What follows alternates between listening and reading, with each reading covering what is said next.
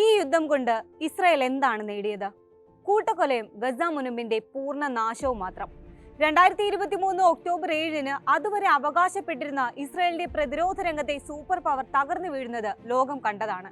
ഇസ്രായേലിന്റെ ചരിത്രത്തിൽ അന്നേ വരെ കാണാത്ത രക്തച്ചൊരിച്ചിൽ നടത്തി പൗരന്മാരെ ബന്ദികളാക്കി ഹമാസ് കടന്നു കളഞ്ഞത് താങ്ങാനാവുന്നതായിരുന്നില്ല അവർക്ക്. ഹമാസിനെ പൂർണ്ണമായും ഇല്ലാതാക്കാൻ എന്ന പേരിൽ അന്ന് തുടങ്ങിയതാണ് ഫലസ്തീനിലെ കൂട്ടക്കൊല. യുദ്ധം 3-ാം വർഷത്തിലേക്ക് കടക്കുമ്പോൾ ലോകം മുഴുവൻ കണ്ണു തുറന്നിരിക്കുന്നു. ഇത് വെറുമൊരു യുദ്ധമല്ല, വംശഹത്യ തന്നെയാണെന്ന് ലോകരാഷ്ട്രങ്ങളടക്കം വിളിച്ചു പറയുന്നു. അമേരിക്കയുടെ തെരുവുകളിലടക്കം ഫലസ്തീനായി മുദ്രാവാക്യങ്ങൾ മുഴങ്ങി. നെതന്യാഹുവിന് നേരെ ഇസ്രായേലികൾക്കിടയിലും കടുത്ത പ്രതിഷേധങ്ങൾ ഉയർന്നു. ശരിക്കും ഈ യുദ്ധം കൊണ്ട് ഇസ്രായേൽ എന്താണ് നേടിയത്? അമേരിക്കയെ കൂട്ടുപിടിച്ച് ഒരു പ്രദേശം മുഴുവൻ ഇല്ലാതാക്കിയിട്ടും പിടിച്ചുകൊണ്ടുപോയ ബന്ധുക്കളെ എവിടെയാണ് ഒളിപ്പിച്ചിരിക്കുന്നത് എന്ന് പോലും കണ്ടെത്താനായിട്ടില്ല. ദിവസങ്ങൾ കൊണ്ട് ഇല്ലാതാക്കുമെന്ന് പറഞ്ഞ അതേ ഹമാസിന് മുന്നിൽ സമാധാന പദ്ധതി മുന്നോട്ട് വെച്ച് അവരുടെ മറുപടിക്കായി കാത്തിരിക്കുന്നു. ഈ യുദ്ധം ജയിച്ചത് ഗസയും ഹമാസുമാണെന്ന് സോഷ്യൽ മീഡിയയിലടക്കം വാദങ്ങൾ ഉയരുന്നു. എന്താണ് സംഭവിക്കുന്നത്? വിശദമായി നോക്കാം. സ്വാഗതം ഇൻഡെപ്തിലേക്ക്.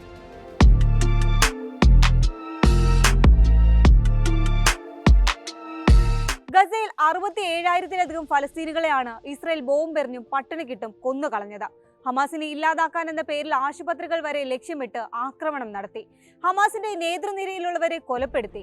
എന്നിട്ടും ആ സംഘടന എങ്ങനെ അവിടെ പ്രവർത്തിക്കുന്നു എന്നത് ഇസ്രായേലിനും ഉത്തരം കിട്ടാത്ത ചോദ്യമാണ്.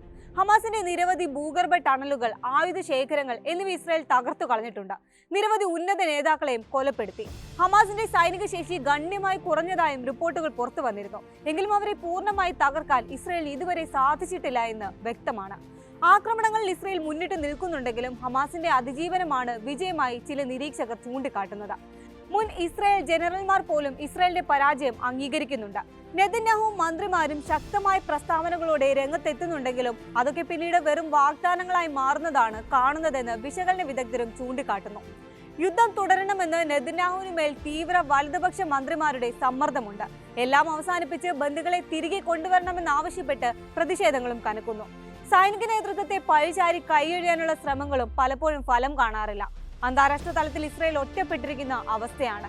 ഈ ഒരു സാഹചര്യത്തിലാണ് ട്രംപ് ഇടപെട്ട് ഒരു സമാധാന പദ്ധതി മുന്നോട്ട് വെക്കുന്നത്. ട്രംപ് മുന്നോട്ട് വെച്ച സമാധാന കരാറിന്റെ ഭാഗമായി അനുനയത്തിന് തയ്യാറാണ് ഹമാസ് എന്നാണ് പുറത്തുവരുന്ന റിപ്പോർട്ടുകൾ. എല്ലാ ബന്ധുക്കളെയും വിട്ടയക്കാനും അധികാരം കൈമാറാനും തയ്യാറാണെന്ന് ഹമാസ് അറിയിച്ചെങ്കിലും ചില പ്രധാനപ്പെട്ട കാര്യങ്ങളിൽ കൂടുതൽ ചർച്ചകൾ വേണമെന്ന് ആവശ്യപ്പെട്ടിട്ടുണ്ട്.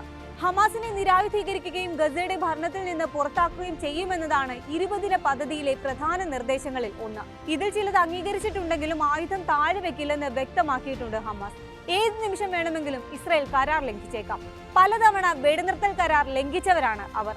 സമാധാന പദ്ധതിയുടെ ചർച്ചകൾ പുരോഗമിക്കുമ്പോഴും ഗസയിൽ ആക്രമണം തുടർന്ന് നൂറുകണക്കിന് ആളുകളെ കൊലപ്പെടുത്തിയിട്ടുണ്ട് ഇസ്രായേൽ. ഗസ സമാധാന പദ്ധതി തങ്ങൾ ഭാഗികമായി അംഗീകരിച്ചതായി മധ്യസ്ഥരായ ഖത്തറിനെ ഹമാസ് വിവരം അറിയിച്ചിട്ടുണ്ട്. ഗസ മുനമ്പിന്റെ ഭരണം ഒരു സ്വതന്ത്ര ഫലസ്തീൻ സമിതിക്ക് കൈമാറാനും ഹമാസ് തയ്യാറായി കഴിഞ്ഞു. ലക്ഷ്യം സ്വതന്ത്ര ഫലസ്തീനാണ്. ഫലസ്തീന്റെ സ്വാതന്ത്ര്യത്തിന് വേണ്ടി രൂപീകരിക്കപ്പെട്ടതാണ് ഹമാസ് എന്ന സംഘടന. ആ ലക്ഷ്യം പൂർത്തീകരിക്കുന്നത് വരെ, ഇസ്രായേൽ ഫലസ്തീനിൽ നിന്ന് പൂർണ്ണമായി പിൻവാങ്ങുന്നത് വരെ നിരായുധീകരണം അംഗീകരിക്കില്ല എന്നാണ് നിലപാട്. ഒറ്റയടിക്ക് നിരായുധീകരിക്കുന്നത് ഹമാസിന്റെ അന്ത്യത്തിലേക്ക് നയിക്കുമെന്നും നിരീക്ഷകർ പറയുന്നുണ്ട്. ബന്ധുക്കളെ പൂർണ്ണമായി കൈമാറിക്കഴിഞ്ഞാൽ കരാർ ലംഘിച്ച് കൂടുതൽ കടുത്ത നടപടികളിലേക്ക് നെതന്യാഹു പോകാനുള്ള സാധ്യതകളും മുന്നിലുണ്ട്. സംഘർഷം അവസാനിപ്പിക്കാൻ ഇത് ആദ്യമായല്ല അമേരിക്ക സമാധാന കരാർ മുന്നോട്ട് വെക്കുന്നത്. അതെല്ലാം പാഴായി പോയത് ഇസ്രായേൽ ആ വ്യവസ്ഥകൾ ലംഘിച്ചതിനാലാണ്. ഹമാസ് കരാറിൽ ഒപ്പിട്ടാലും അത് പാലിക്കാൻ ഇസ്രായേലിന് മേൽ കടുത്ത സമ്മർദ്ദം ചെലുത്തേണ്ടി വരും യുഎസിന്. ട്രംപിന്റെ ഉത്തരവ് വന്ന് മണിക്കൂറുകൾക്ക് ശേഷം ഗസ സിറ്റിയിലും ഖാൻ യൂനിസിലുമായി ഇസ്രായേൽ നടത്തിയ ആക്രമണത്തിൽ 7 പേരോളം കൊല്ലപ്പെട്ടിരുന്നു.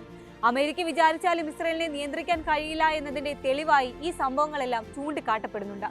അമേരിക്കയുടെ മേൽനോട്ടത്തിൽ തയ്യാറാക്കിയതിനാൽ തന്നെ കരാറിലെ പല വ്യവസ്ഥകളും ഇസ്രായേലിന് അനുകൂലമാണ് എന്നതും വെല്ലുവിളിയായി മുന്നിലുണ്ട്.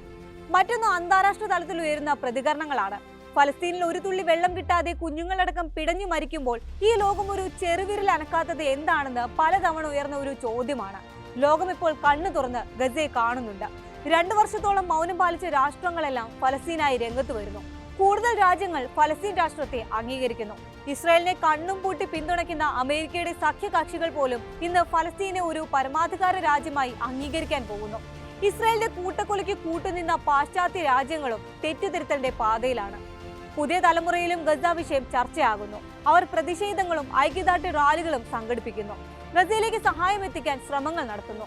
സോഷ്യൽ മീഡിയയിൽ പോസ്റ്റ് ചെയ്യുന്ന ഒരു വരി കുറിപ്പ് പോലും അതിൻ്റെതായ സ്വാധീനം ഉണ്ടാക്കുന്നുവെന്ന് അവർ തിരിച്ചറിയുന്നു. എക്സിലടക്കം ഹമാസ് അനുകൂല പോസ്റ്റുകൾ ഇപ്പോൾ സജീവമാണ്. എന്നാൽ ഇത്തരം പോസ്റ്റുകൾ ഹമാസിന്റെ വ്യാജ പ്രചാരണങ്ങളുടെ ഭാഗമാണെന്നും ആരോപണം ഉയരുന്നുണ്ട്. ഫലസ്തീനെ പിന്തുണയേറും തോറും ഇസ്രായേലിന്റെ ജനപ്രീതി സ്വന്തം നാട്ടിൽ തന്നെ ഇടിഞ്ഞുകൊണ്ടിരിക്കുകയാണ്. നെതന്യാഹു യുദ്ധം നീട്ടിക്കൊണ്ടുപോകുന്നത് അധികാരം നിലനിർത്താൻ വേണ്ടിയാണെന്നാണ് വിമർശനം. തെല്ലവീവിൽ ആഴ്ചതോറും ആയിരങ്ങൾ പ്രതിഷേധവുമായി തെരുവിലിറങ്ങാറുണ്ട്. ജോർദാൻ നദിയുടെ പടിഞ്ഞാറ് ഭാഗത്ത് ഫലസ്തീൻ എന്ന രാഷ്ട്രം ഉണ്ടാകില്ല എന്ന് നെതന്യാഹു വെല്ലുവിളിക്കുമ്പോഴും അതെല്ലാം മറികടന്ന് രാജ്യങ്ങൾ നിലപാടിൽ ഉറച്ചു നിൽക്കുന്നു. ഇതിനിടയിലാണ് ലക്ഷ്യങ്ങൾ നേടാതെ ഇസ്രായേൽ തോറ്റിരിക്കുന്നു എന്ന് സോഷ്യൽ മീഡിയയിലടക്കം ചർച്ചകൾ ഉയരുന്നത്. യുദ്ധത്തിൽ ആര് വിജയിച്ചു എന്നതിലല്ല, എല്ലാം നഷ്ടപ്പെട്ട് അല്പജീവൻ മാത്രമായി കഴിയുന്ന മനുഷ്യർക്ക് ശാശ്വതമായ സമാധാനമാണ് ആവശ്യമെന്ന് അഭിപ്രായപ്പെടുന്നവരുമുണ്ട്. ട്രംപിന്റെ സമാധാന പദ്ധതി യുദ്ധം അവസാനിപ്പിക്കുമെങ്കിലും ദീർഘകാല സമാധാനം ഇപ്പോഴും അനിശ്ചിതമാണ്.